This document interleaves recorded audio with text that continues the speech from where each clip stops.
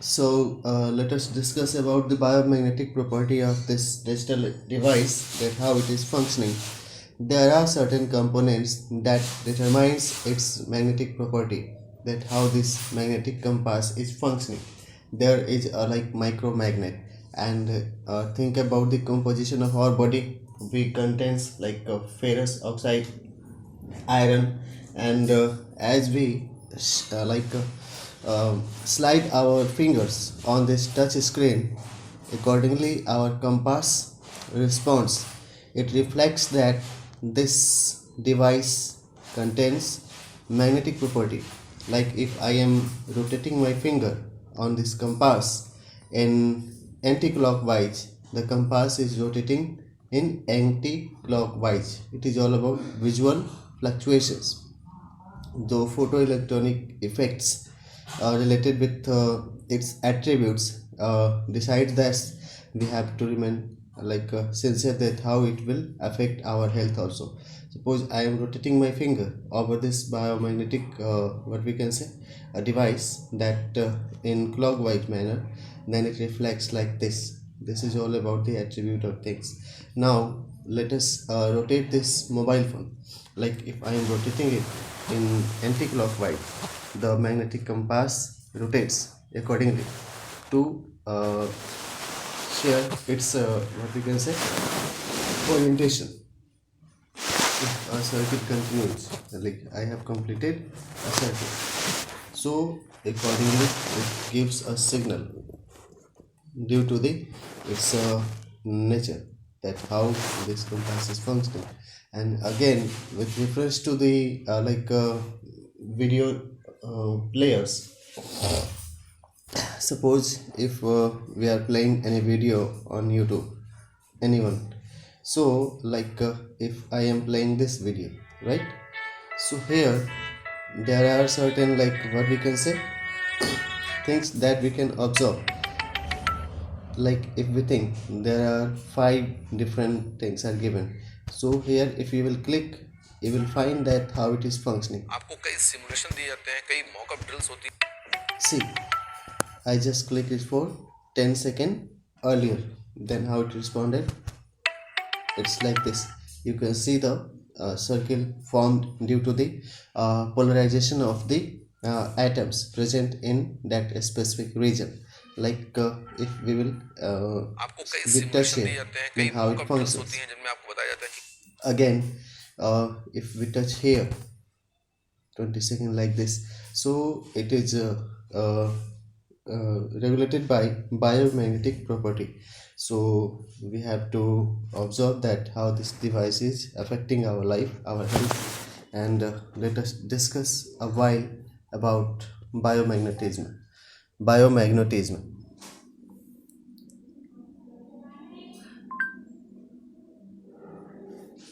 Yeah, बाद में I will join premium later. नमस्कार, मैं आलोक Pandey.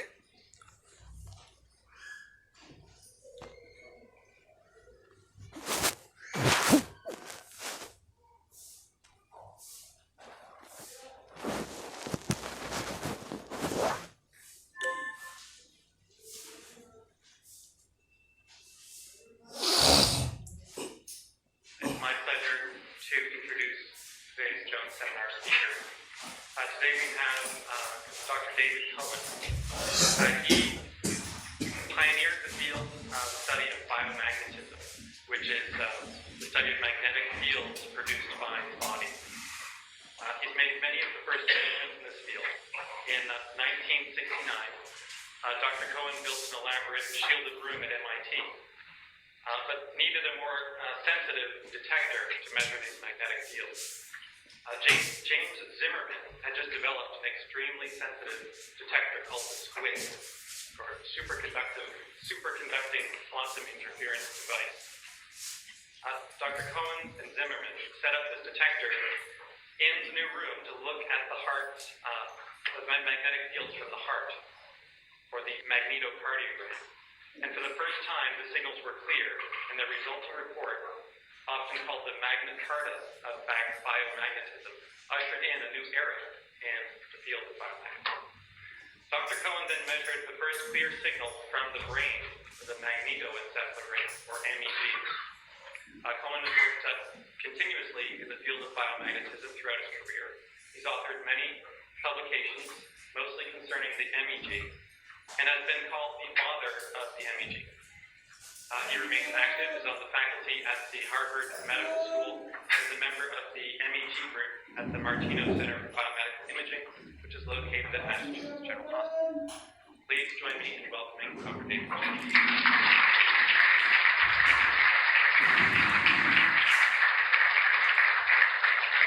Thanks, Saul. Well, you all look... Listen, I live in Cambridge, Massachusetts, and you look very nice compared to any crowd you see in Cambridge, Massachusetts, I'll tell you. I'm in a pretty respectable place, I think. Well, I'm glad to be here and I'm honored to be a Jones lecturer.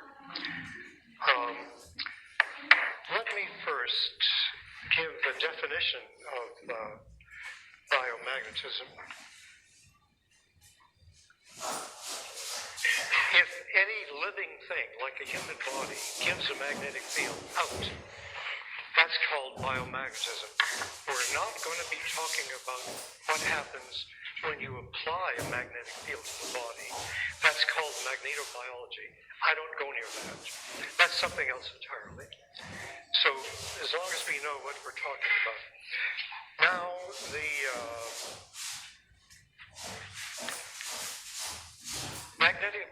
the human body produces a magnetic field in two ways. One, the natural ion currents in the body, the same currents from the heart that give you the electrocardiogram, give you a magnetic field outside the chest called the magnetocardiogram. The same electric currents, ion currents in the brain that give you the EEG, electroencephalogram, give you a magnetic field outside the brain called the magnetoencephalogram. That's one way.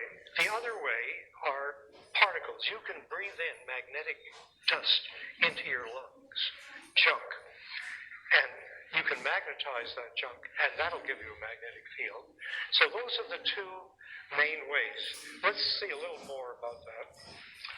Okay, now about currents. Let this be a blob of conductor, a piece of arm, a piece of hand, a piece of brain, anything, a big blob of a, let's say, saltwater conductor. And let this be a generator, a piece of muscle or nerve, and that's going to give you currents. Let that be active. So that gives these currents, these thin lines in the conductor. Those currents make a magnetic field coming outside this big heavy line. That's how the body makes a magnetic field, by currents. These same currents also give you a potential on the surface that you can measure. But right now we're interested in the magnetic field. So that's how currents in the body give you an external magnetic field. That's the basic idea. Now, particles, mostly we're going to be talking about currents, but a little bit about particles. Now, further, the currents, if you just made that picture of the brain, that's what that same picture would look like here, except the generator we have it drawn as a red arrow. That's generating, these are the currents, and never mind the letters. And these currents make a magnetic field, this big blue arrow. That's being measured by some sort of coil. And that also gives potential on the head, called the EEG. Now let's go to particles. Now supposing the subject on the right breathes in magnetic dust. You can magnetize that dust by putting a big magnet over the chest. And what will happen will be that the lung will become magnetic and make these magnetic lines. The lung becomes kind of a weak magnet. So that's the way the body makes its magnetic fields if you breathe in magnetic dust. Now these fields in the body are very, very weak. Let's see how weak they are. we're going to use the units of Gauss. You know, magnetic fields are expressed in either Gauss or Tesla. I prefer right now to use the units of Gauss. Here's the Earth's field, 10 to the 0 Gauss. The Earth's field is about half a Gauss. Then you get the urban noise. That's fluctuating noise here due to the elevators. Then the magnetic particles in the lung give you a field of about 10 to the minus 5 Gauss. Really a lot smaller than the Earth's field. The human heart gives you about 1/1,000,000th of a Gauss. Down you go. The noise of one of the detectors, we forget about that. Skeletal muscle gives you a magnetic field down here. The human brain, the alpha rhythm is here. And the last thing is the squid detector, the static, the internal squid static of the very sensitive detector.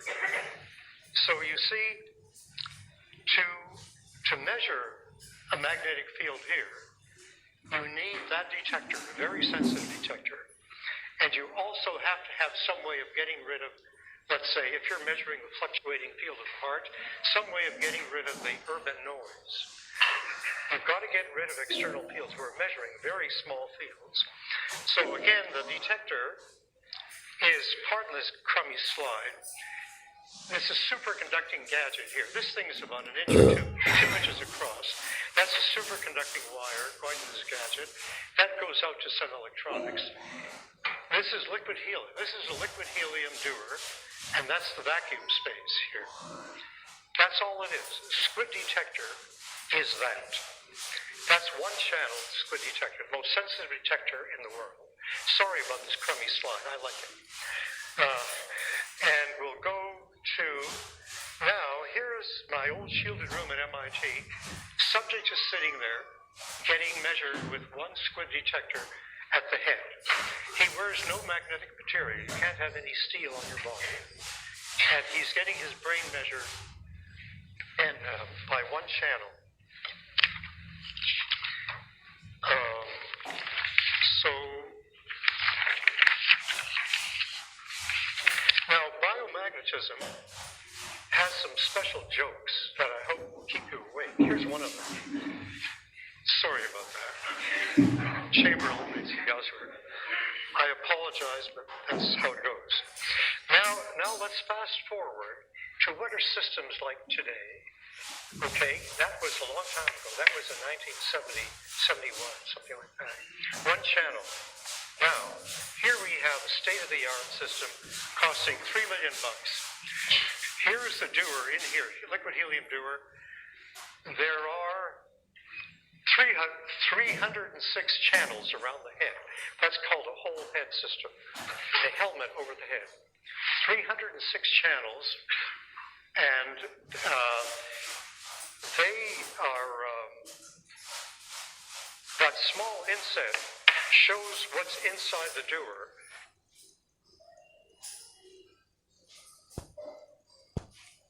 So related contents guides us that how we have to remain conscious about our health while using this instrument, because it is associated with our health, that how it will affect our health. Again, the another context that how we are responding, there are certain contexts related with like sounds. So let us learn about sound waves.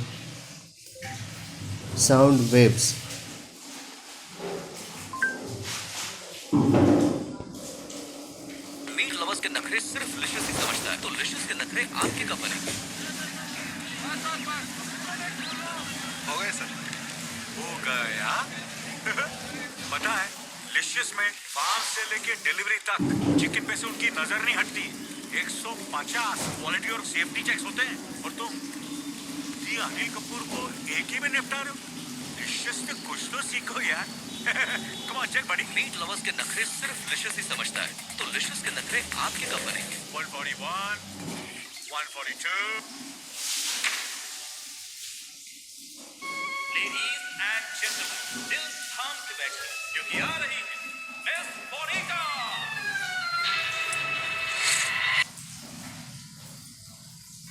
So the associated contents about its application, that when we interact with this digital device, our sound is received by the receptor, and according to the signals or message transmitted, it gives us some suggestions. So let us understand the relationship, then we will look after wave optics. In this video, we're going to look at the factors that influence the speed of sound and how to measure it. We will look at sound waves in more detail in another video. Sound travels at about 340 meters per second in air, at sea level at 20 degrees Celsius. What does this tell us? That temperature and air pressure affect the speed sound can travel through air. And this speed changes again for different mediums. How is this possible? It's all to do with particles. So sound travels at about 340 meters per second in air. In water, it travels at 1,500 meters per second. While in some solids, sound can travel at up to 5,000 meters per second. That's incredibly fast compared to air. These differences are due to how particles are arranged in solids, liquids, and gases. In solids, particles are fixed in rows touching each other. In liquids, particles may touch each other, and some gaps are present. And in gases, particles are far apart, occasionally colliding with each other. So what's the relationship between distance between the particles and the speed at which sound travels? Pause the video and have a think.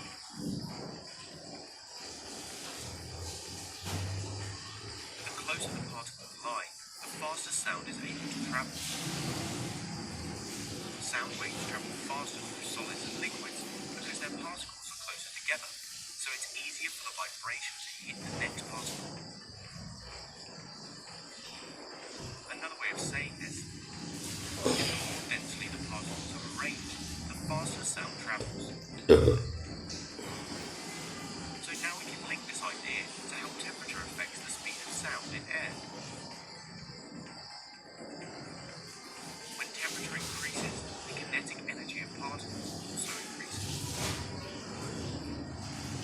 In a gas, the particles collide more often at higher temperatures, passing on the vibrations. So sound will travel faster as the temperature of the gas increases. What about air pressure? At sea level, the air particles are more densely packed than at altitude. This means at sea level the vibrations of sound pass more quickly between particles, and sound travels faster. How does changing the speed of the wave affect the frequency and wavelength of a wave? You should already know how to use the wave equation. If you're unsure, you may want to watch this video first. When the speed of sound changes as it enters a different medium, the frequency remains the same, but the wavelength changes. The frequency cannot change as it is set by the source of the sound. So, as speed increases, wavelength increases. As speed decreases, wavelength also decreases. For example, as sound moves from air to water, it speeds up. Because the particles are closer together in the water than in the air. As the speed of the sound wave increases, so does the wavelength. Think of an easy experiment you could do to measure the speed of sound. Pause the video and have a think.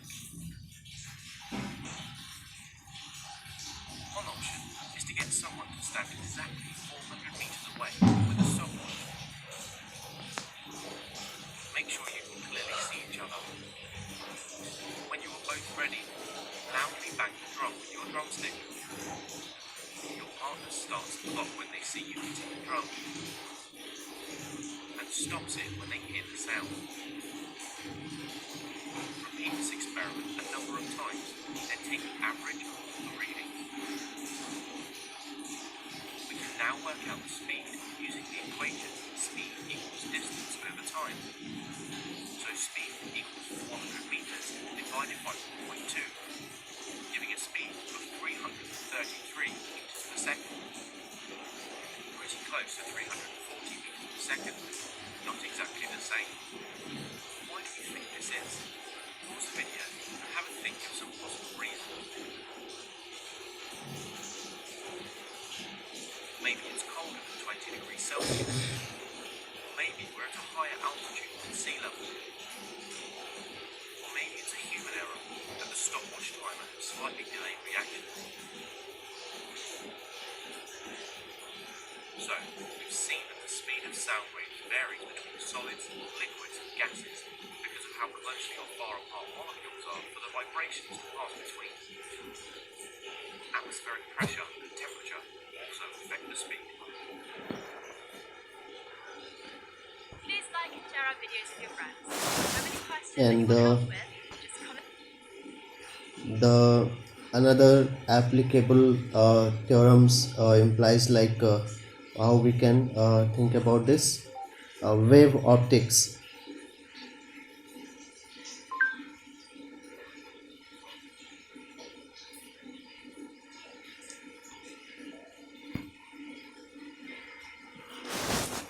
Hey miss, जिसकी skin है dry और lotion है failed, like a चिपकू boy. Dry skin को दो nature का प्यार. नए EverYuth naturals body lotions with natural almond milk. इनका नॉन स्टिकी फॉर्मूला जल्द समाए, कोमल खूबसूरत बनाए. EverYuth naturals.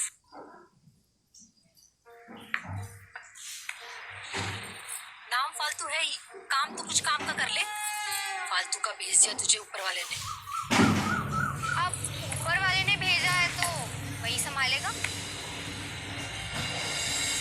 ये कैसा ऊपर वाला है?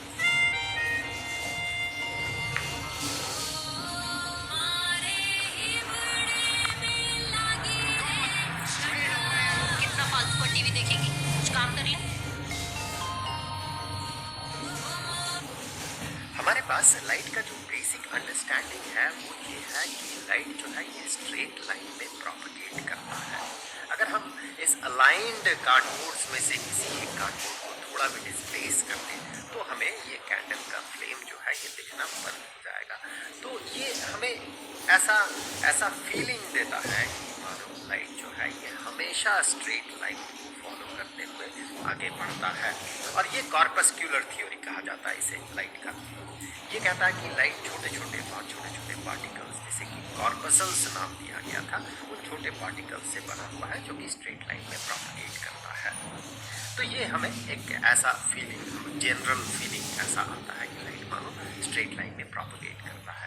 ये जो कॉर्पस्क्यूलर थ्योरी है इसे सबसे पहले प्रोपगेट किया था रेने डेकार्ट ने और फिर उनके साथ आइजैक न्यूटन ने इसे काफ़ी सपोर्ट किया था इस थ्योरी को. इस थ्योरी की मदद से हम लाइट के बहुत सारे बिहेवियर को समझ तो पाते हैं लेकिन बहुत सारे बिहेवियर्स को हम समझ नहीं पाते, उसका एक्सप्लेनेशन हम दे नहीं पाते हैं. तो यहाँ पर उसी दौरान एक और साइंटिस्ट हुए क्रिश्चियन हाइगन्स ने ये कहा कि लाइट जो है ये स्ट्रेट लाइन में कॉर्पसल्स के तौर पे आगे नहीं बढ़ता है बल्कि लाइट एक वेव की तरह होता है. जैसे मान ले यहाँ रुका हुआ पानी है और यहाँ पर हमने एक बूंद या एक कंकड़ फेंक दिया तो इस तरह से ये रिपल बनता है. तो ये जो है इसे हम वेव कहते हैं. तो पानी में जिस तरह का वेव बनता है हाइगन्स ने कहा कि उसी तरह का वेव होता है लाइट. जैसे कि हमने इससे पहले ये देखा था कि लाइट जो है लाइट रे का रिफ्रैक्शन होता है एक मीडियम से दूसरे मीडियम में जाते हुए. जैसे यहाँ पर एक रे आ रहा है, ऑप्टिकली रेयरर मीडियम है ये, वहां से जब ऑप्टिकली डेंसर मीडियम में जा रहा तो वो बेंड हो जा रहा है, वो नॉर्मल की तरफ बेंड होता है. जहाँ पर इंसिडेंट कर रहा है लाइट दो मीडिया के बाउंड्री में, वहां पर अगर हम 90 डिग्री का एंगल उस सरफेस में ड्रॉ करें 90 डिग्री के एंगल में एक स्ट्रेट लाइन तो फिर इसे नॉर्मल कहा जाता है.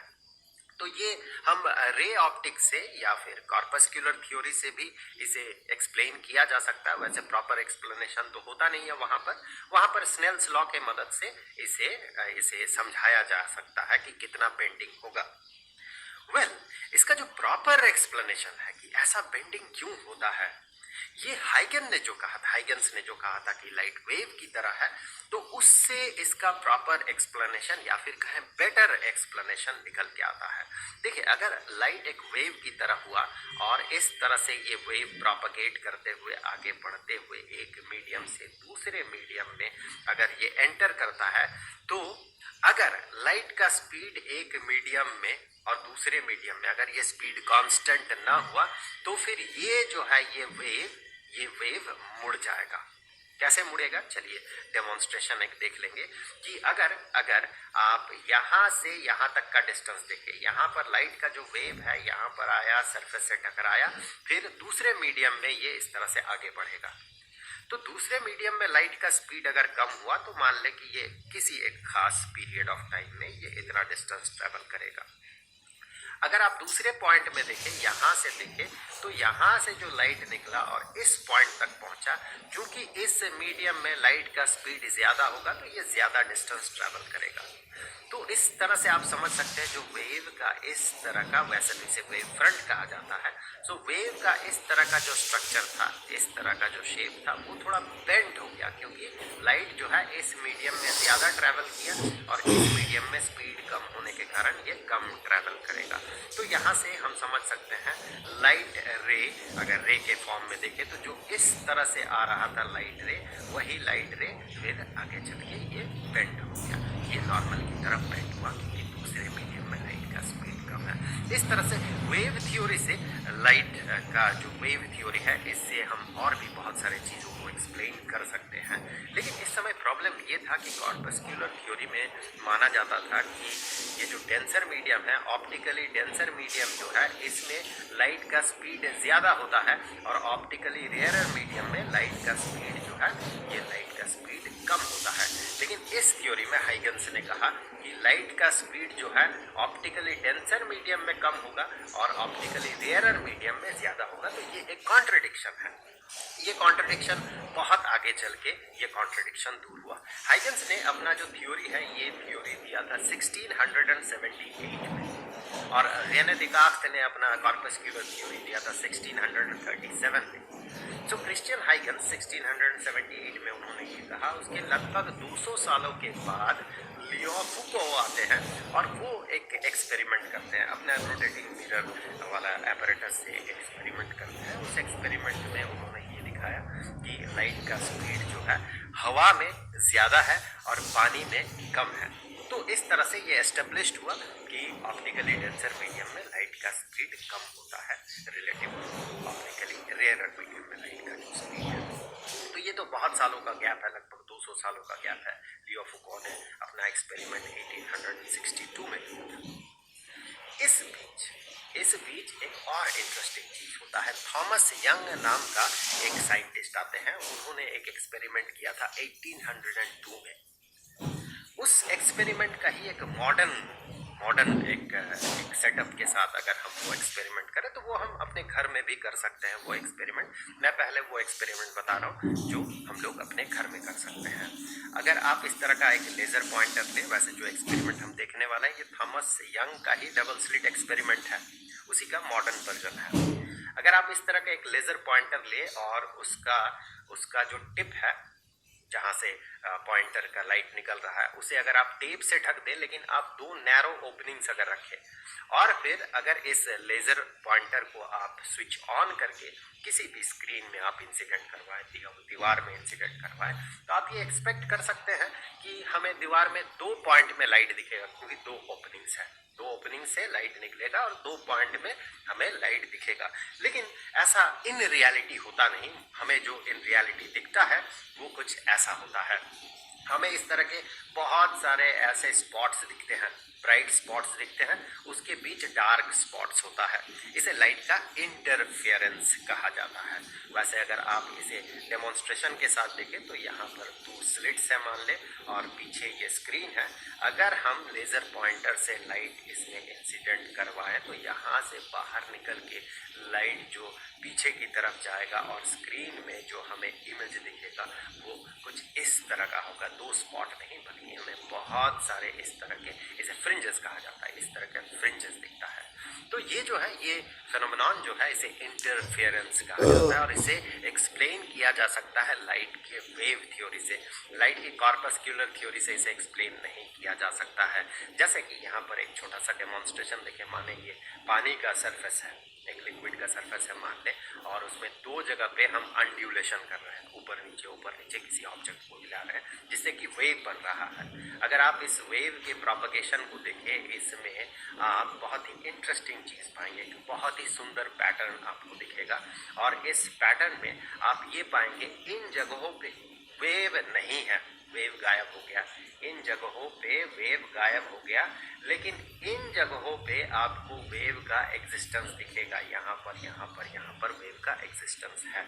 अगर यहाँ पर मान ले एक स्क्रीन है इस तरह का, और स्क्रीन के सरफेस में आप पानी को ऊपर नीचे देख रहे होते हुए, तो फिर आपको दिखेगा इस जगह का पानी जो है ऊपर नीचे हो रहा, यहाँ का पानी बिल्कुल ऊपर नीचे नहीं हो रहा, इस जगह का पानी ऊपर नीचे हो रहा, इस जगह का पानी ऊपर नीचे हो रहा, यहाँ पर किसी भी तरह का हलचल नहीं है, यहाँ किसी तरह का हलचल नहीं है, इस जगह पे नहीं है, इस जगह पे हलचल नहीं है, यहाँ पर आपको वेव दिखेगा। अगर उस वेव का एम्पलीट्यूड आप देखें तो उस वेव का एम्पलीट्यूड आपको कुछ इस तरह से दिखेगा।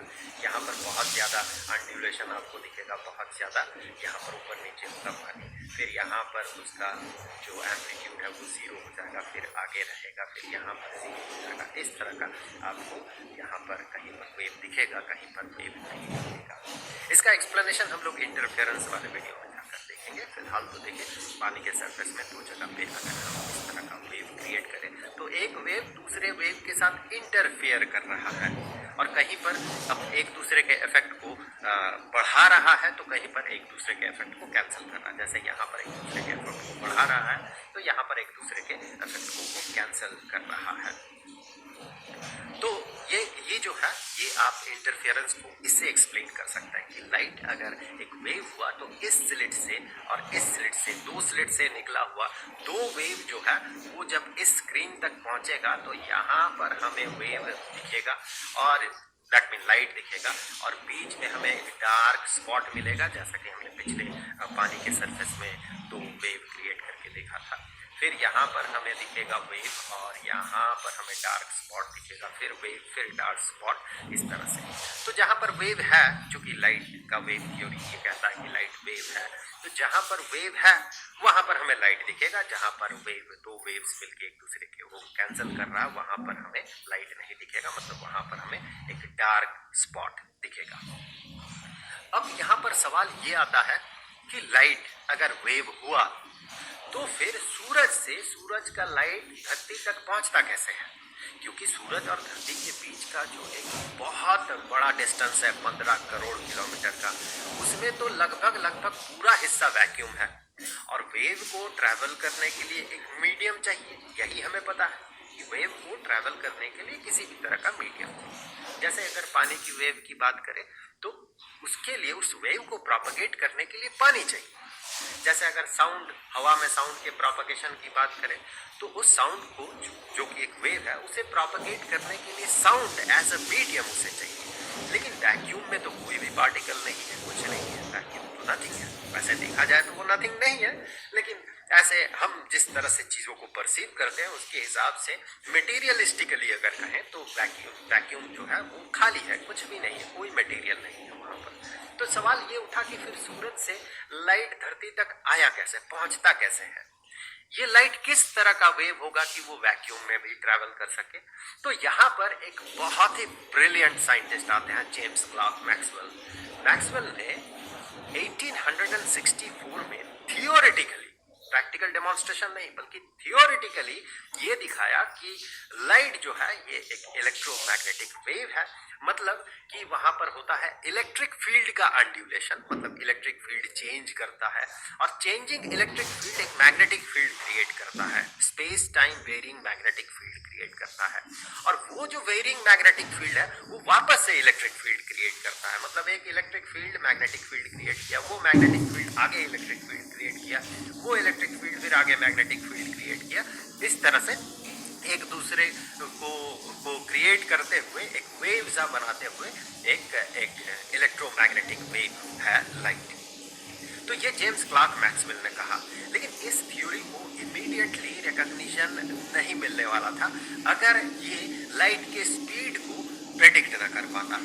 उससे पहले फिजू नाम के एक साइंटिस्ट ने उन्होंने लाइट के स्पीड को अपने एक्सपेरिमेंट से लाइट के स्पीड को प्रैक्टिकली मेजर किया था। फिजू ने ये काम किया था 1849 में। उन्होंने ये पाया था अपने एक्सपेरिमेंट में, ये पाया था कि लाइट का स्पीड जो है ये होता है 3.15 × 10⁸ मीटर पर सेकेंड।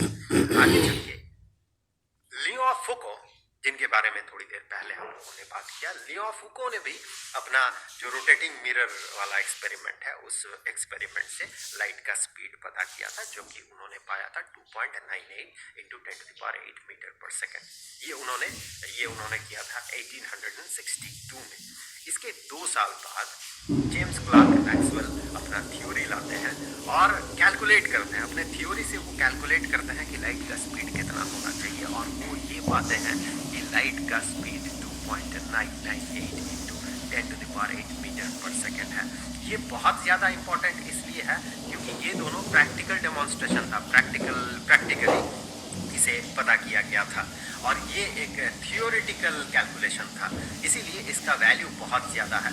तो ये जो सटीक कैलकुलेशन किया लाइट का, इलेक्ट्रोमैग्नेटिक वेव के स्पीड का या फिर कहें लाइट के स्पीड का, इसके कारण इस थ्योरी को बहुत ज़्यादा रिकग्निशन मिला और लाइट का वेव थ्योरी एस्टेब्लिश्ड हुआ। मज़ेदार बात यह है कि आगे चल के आप ये देखेंगे, अभी भी आपके मन में शायद ये क्वेश्चन आ रहा होगा, फिर लाइट है क्या? कभी हमें दिखता है कि लाइट कॉर्पसल्स की तरह है, स्ट्रेट लाइन में प्रोपगेट करता है, कभी हमें ऐसा लग रहा मानो लाइट वेव है, तो लाइट एग्जैक्टली है क्या? तो देखिए, लाइट का अपना प्रॉपर्टी, अपना बिहेवियर है। हम अपने लिमिटेड परसेप्शन से उतने छोटे डायमेंशन में जो चीज़ों को देख रहे हैं, हम अपने लिमिटेड परसेप्शन के कारण उस चीज़ को पूरी तरह से ग्रास्प नहीं कर पाते हैं, उसके जो अपना प्रॉपर्टी है लाइट का। तो किसी खास पर्सपेक्टिव में देखें तो हमें दिखता है वो वेव जैसा बिहेव करता है, किसी खास पर्सपेक्टिव से देखें तो हमें लगता है वो मानो पार्टिकल है। एक्चुअली लाइट है, उसका अपना बिहेवियर को हम अपने परसेप्शन लेवल से कंप्लीटली ग्रास्प नहीं कर पाते हैं, इसीलिए हमें ये अलग अलग समय में अलग अलग बिहेव करता हुआ दिखता है। आगे के चैप्टर्स में जब आप डुअल नेचर ऑफ मैटर पढ़ेंगे, वहाँ आप देखेंगे सिर्फ लाइट ही क्यों, कोई अगर बहुत छोटा मास हुआ, जैसे कि इलेक्ट्रॉन है, प्रोटॉन है, बहुत छोटा पार्टिकल अगर हुआ, तो फिर उसमें भी इस तरह का डुअल बिहेवियर होता है, मतलब उसका अपना बिहेवियर होता है, उसे भी हम अपने लिमिटेड परसेप्शन से पूरी क्लियरली समझ नहीं पाते हैं। कभी हमें लगता है कि एक इलेक्ट्रॉन वेव है, कभी हमें लगता है इलेक्ट्रॉन पार्टिकल है। ये आगे चल के हम लोग फोटो इलेक्ट्रिक इफेक्ट वगैरह में जाकर देखेंगे, और इलेक्ट्रॉन में भी इंटरफेरेंस फ्रिंजेस होता है, ये भी हम आगे चल के देखेंगे। तो ये सारी चीज़ें हमें बताता है कि हमारा समझ जो है, हमारी समझ जो है ये बहुत कम है। हमारा परसेप्शन जो है, चीज़ों को परसीव करने की ताकत जो है, ये बहुत लिमिटेड है। इसीलिए उपनिषद कहता है, कहीं कहीं आपको मिलेगा कि हमें जो दिखता है वो सत्य नहीं है, परम सत्य नहीं है, और जो परम सत्य है वो हमें दिखता नहीं है। तो चलिए वापस आते हैं जहाँ से इस कहानी की शुरुआत होती है, लाइट के वेव थ्योरी की। तो वो है हाइगन्स का जो थ्योरी है, हाइगन्स प्रिंसिपल्स। तो हाइगन्स प्रिंसिपल से अब हम लोग शुरुआत करेंगे। अगला वीडियो हाइगन्स प्रिंसिपल पे होगा, उस वीडियो का लिंक आपको यहाँ पर स्क्रीन पे मिल जाएगा। अब जाते जाते मैं आपको बता दूं कि इस पूरे चैप्टर का, वेव ऑप्टिक्स चैप्टर का सारे वीडियोस का जो प्लेलिस्ट है उसका लिंक आपको नीचे डिस्क्रिप्शन बॉक्स में मिल जाएगा। तो मिलेंगे अगले वीडियो में, तब तक के लिए खुश रहें, good bye. The next factor is there are some aspects of radioactivity also. involved in this communication device, this communication system. So we have to understand like attributes of radioactivity.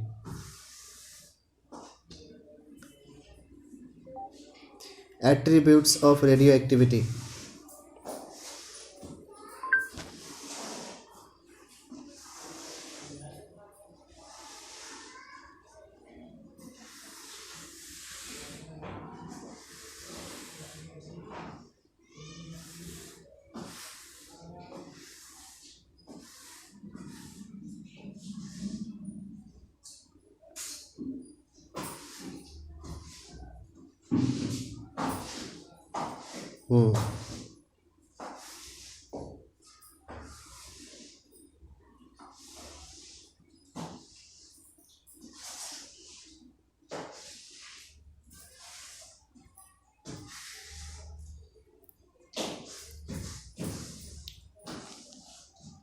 Thank you.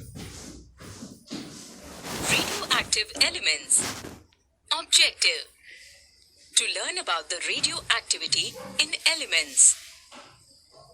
Radioactivity is the process by which an unstable atomic nucleus will lose energy through the emitting of particles or electromagnetic waves. These emitted particles or electromagnetic waves are what are known as radiation. Elements exhibiting radioactivity are radioactive elements. The surrounding layers of an atom are built from negatively charged particles we know as electrons, which revolve around a heavy positively charged nucleus. The nucleus is made of protons, which carry a positive electrical charge, and neutrons, which carry no charge. A nucleus is considered stable once the forces of attraction and repulsion between its particles are balanced. When the number of particles in the nucleus is more sizable, as it is in atoms with higher atomic numbers, the nucleus will be unstable. The atomic number is the number of protons in the nucleus. There is a correlation between radioactivity and the atomic number of an element. Every element with an atomic number greater than that of lead, 82, is radioactive. An unstable nucleus will attempt stability by undergoing the process of radioactive decay. Most naturally occurring radioactive elements will emit either alpha particles or beta particles during this process. However, the emission of these particles is often accompanied by the emission of gamma rays. Elements such as radium will emit all three types of radiation. In alpha radiation, an alpha particle comprised of 2 protons and 2 neutrons will be released. During alpha decay, the mass of the nucleus will decrease by 4, and the atomic number of the atom will decrease by 2. Americium 241, for example, will undergo alpha decay and form neptunium 237. During beta decay, an unstable nucleus will emit an energetic electron with a relatively small mass and an anti-neutrino with little mass. During this decay, a neutron will be converted into a proton, thereby increasing the atomic number by 1, while leaving the mass number unchanged. Consider an atom of carbon with 6 protons. It will undergo beta decay and become an atom of nitrogen with 7 protons. Following alpha or beta decay, the resulting daughter nucleus will be in an excited state and contain high energy. This excited nucleus will emit short wavelength gamma rays. During gamma radiation, neither the atomic number nor its mass will be changed. Cobalt 60, zinc 65, cesium 137, and radium 226 are some of the elements that will undergo gamma emission. Other chemical elements such as uranium, Radium, thorium, and polonium are naturally radioactive. Summary. Radioactivity is the process by which an unstable atomic nucleus loses energy through the emission of particles or electromagnetic waves. Naturally occurring radioactive elements emit either alpha particles or beta particles.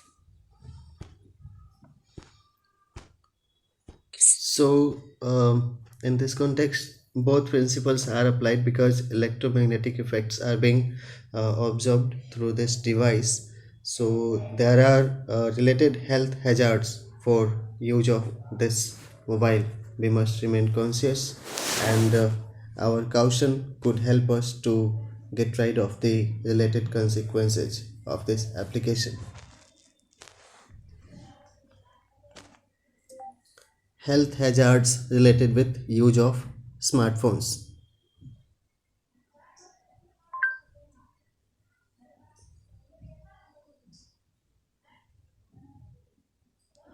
Maybe he may explain.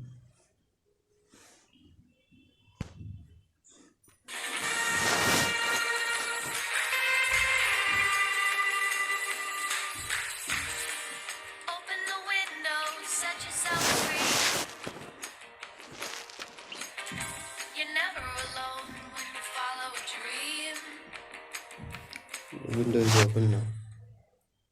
Okay, Mishra ji, going to Kerala. छुट्टी पे. 2 साल से bonus का भेंट हो रहा है, dream holiday late पे लेट हो रहा है, लेकिन तुम्हारा अच्छा है, प्लान बना है, पापा से हेल्प ली, Help, make my trip से ली है. Book now, pay later. Travel अब बदल गया है. With options like book with no payment and no cost EMI, बनाइए अपना ड्रीम ट्रिप आसान. Hello everyone, welcome to Sunil Bits. Today we'll see 22 side effects of cell phone addiction. All the scientific data and medical facts which I am gonna provide you is basically most of the data is taken from WHO, World Health Organization website, and also from National Institute of Cancer, and other references are given in the description box of this video. You can go through. First side effect is tinnitus. Tinnitus is a ringing or a clicking type of sound in the ear. It's like key or tick tick tick tick kind of sound in the ears. Cell phone addiction can result into eardrum damage. With cell phone addiction, it increases the risk of eye vision problem, or also known as computer vision syndrome. What happens when a person is repetitively using a cell phone? It's a small screen, and when he is using cell phone, so there is a constantly straining on his eyes, which results into eye vision problems. Increases the risk of chronic pain, like repetitively texting, sitting in a particular posture, which is also known as now eye posture. So it can result into pain in the thumb or in the elbow, or pneumophobia. Pneumophobia is like when there is no mobile phone, and so the person start worrying.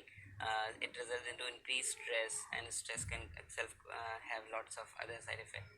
So damage to skin. When a person is using a cell phone, there are radiations, the cell phone get heat up, so that can damage the cells of skin, can cause cancer. What type of cancer? Glioma, cystic neuroma, meningioma, basically a brain cancer. It's the studies have been done on this, and still more studies are going on this. What happens? Glioma is an acoustic neuroma. These like it's a tumor of cranial nerves. This acoustic neuroma is a tumor of 8th cranial nerve, which helps in hearing, maintaining balance. If there's a neuroma of this, then the patient will have a hearing difficulty. He may have vertigo, other things. How it causes cancer is cell phone emits radio frequency waves, which damages the brain tissue and the nerves. Can damage to the reproductive system, decreases the sperm count, reduces their viability. How it happens is there is a vibration mode, and the phone is kept in the pocket, so through the vibration and the radio frequency emission, it can damage the sperm and the sperm count. Cell phone results into sleep problem. Basically, it causes insomnia and it disturbs the sleep cycle. Studies have seen cell phone causes makes person are more prone to depression, anxiety, causing low self-esteem. Cell phone results into memory loss and increased reaction time. Person is using cell phone for everything. It's like for making a small notes or to even a smaller calculation.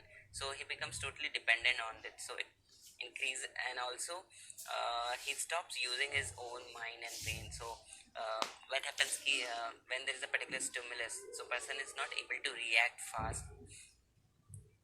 uh, it harms the social and behavioral effects.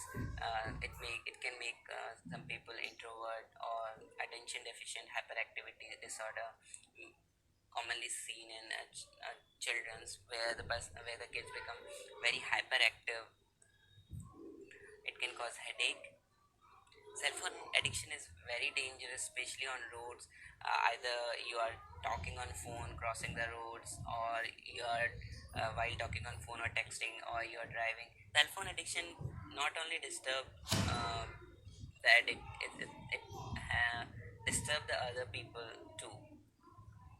um, can result to cardiac problem like palpitation when cell phone ring or particular tones come. So the person wake up from his sleep or he's disturbed, so he may get some palpitations.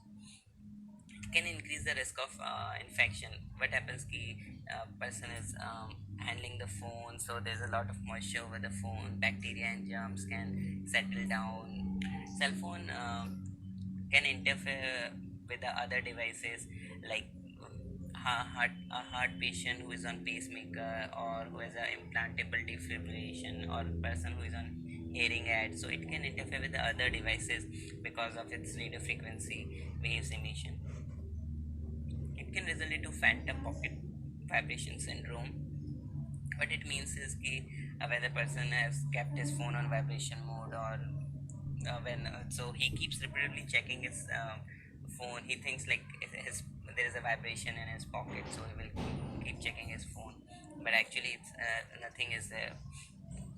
Studies have seen in cell phone addiction there is a higher chances of cyberbullying,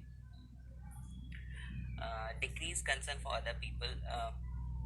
What people think is they are connected through social medias, through their cell phone.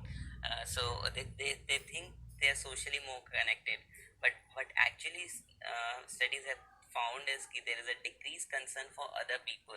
It decreases pro-social behavior, ability to interact person to person. The last is dependence.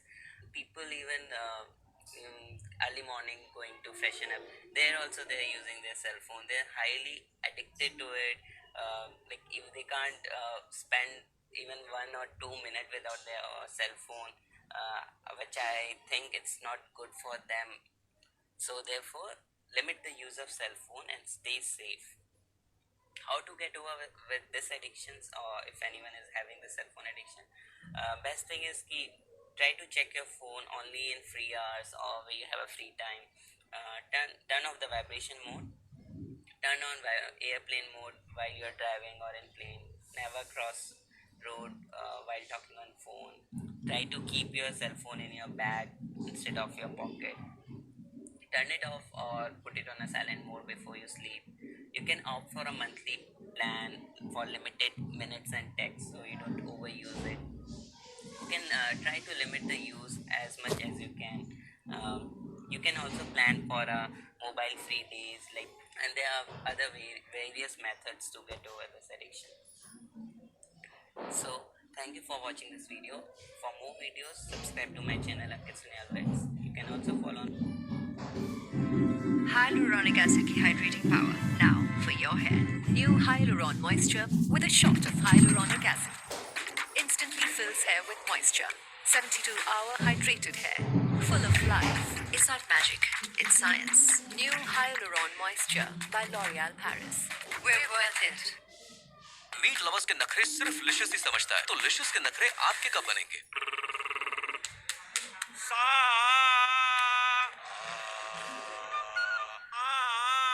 वो sir बोल रहे हैं कि एक ही तो dialogue है, इतनी मेहनत। तेरे को पता है लिशियस ना 23 अलग अलग जगह से रोज सबसे फ्रेश मच्छी चुन के फ्राई करके घर तक पहुंचाता है। सिंगल मच्छी हो तो भी सेम प्रोसेस। अपने डायरेक्टर को बोल लिशियस से कुछ सीखे और मुझे मेरा प्रोसेस खत्म करने दे। मीट लवर्स के नखरे सिर्फ लिशियस ही समझता है, तो लिशियस के नखरे आपके कब बनेंगे? She served as President Clinton's appointee on the Chemical Safety and Hazard Investigation Board. She was also a senior advisor to the Assistant Secretary for Health in the Department of Health and Human Services in the United States, and as such has counseled many leading officials in the United States, United Nations, World Bank, European Environmental Agency, the Pan American Health Organization, and the World Bank. How many of you have an iPhone? You got to legal? All right. Now click on RF exposure. Now you can read it later, but it's basically telling you that you need to know, don't keep the phone in your pocket or you will exceed the as tested exposure guidelines. Now how many of you knew that before today? Because they actually are now giving people this information. Telstra is telling you to use a hands-free device to keep a mobile phone away from the head and body, because mobile phones and Wi-Fi devices emit pulsed microwave radiation. 900 times a minute, it's looking for a signal. It says to the tower, where are you? Here I am. Where are you? Here I am. It's smart. That's how it's supposed to do. Now, when the phone rings, the worst time for you to put a phone right next to your head is when you answer it and say hello, because it's smart and it goes to max power. And bone marrow, and look here at the radiation as it gets into the groin area. And that's just from having a mobile phone modeled into the pocket. The United States magazine Consumer Reports recently recommended that nobody keep a phone in their pocket. Nobody. And in fact, if phones were tested in pockets, they would exceed the as-tested exposure guidelines, which is why Telstra has recently issued that advice. iPads and other devices are called tablets because they belong on tables. They are tested 20 centimeters away from that big guy that I showed you before. 20 centimeters away. They are not approved to be held in the laps of little children. The problem we face is that right now, we're in the midst of an experiment on my grandchildren and your children. This is showing you cellular damage that occurred in animals that were prenatally exposed to mobile phone radiation. So these animals basically had significant damage to their liver if they had been exposed prenatally compared to controls. Another group in Turkey has looked at prenatal effects on the brain and the testis. They looked at newborn rats after they had been exposed prenatally and compared those who were exposed to those who were not exposed. And they looked at their brain cells, the number of cells, their shape, etc., with established methods for testing this. And this article was published in Brain Research, which is a relatively high-impact journal. And what they showed was that prenatally exposed newborns have basically fewer cells in the hippocampus. Here's the exposed, missing some cells. And here are the controls, which they're compared with.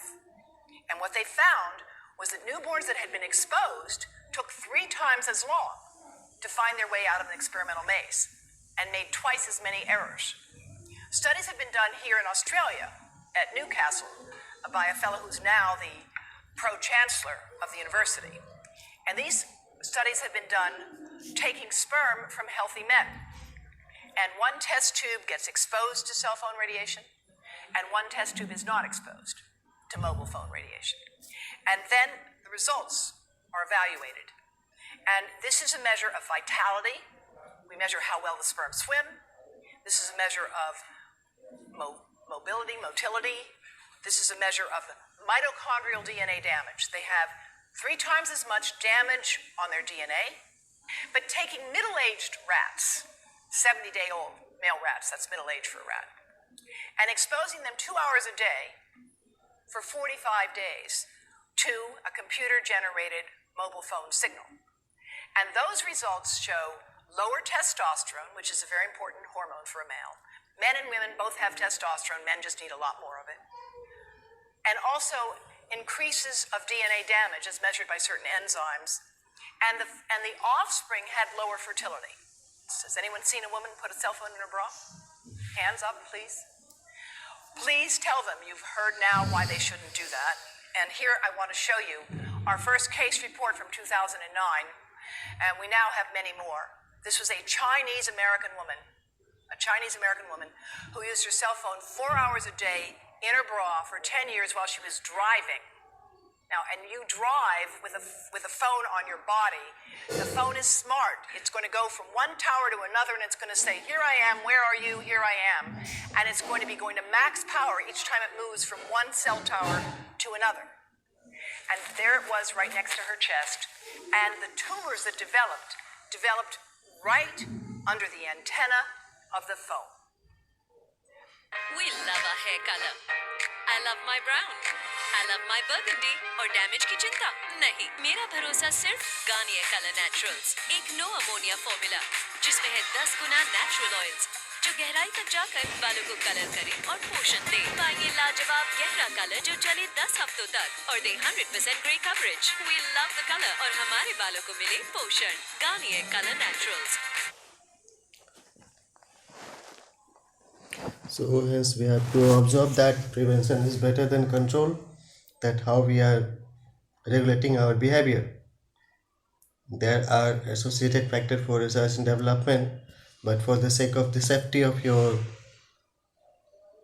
personal health, you must learn the skills to cope up with the related challenges and adversities that may appear.